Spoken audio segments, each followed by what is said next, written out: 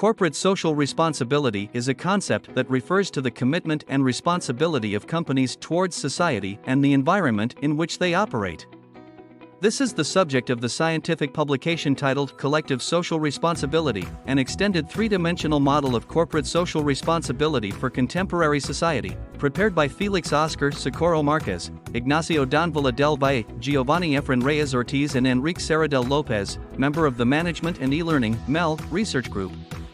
It was published in the Revista de Economia Pública, Social y Cooperativa, in the year 2023.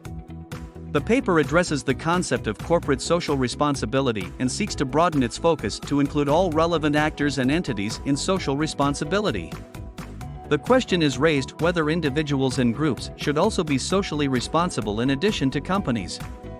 It is highlighted that existing corporate social responsibility concepts do not consider individuals or groups as socially responsible subjects, where the main focus lies with companies.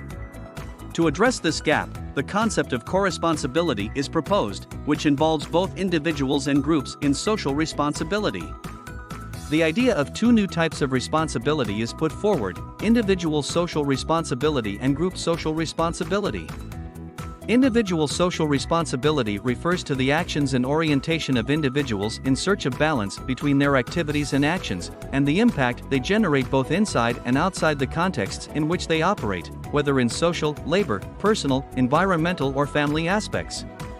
On the other hand, group social responsibility is understood as the set of activities and actions carried out in a coordinated or separate manner by a group with a common purpose and shared ethical and moral values.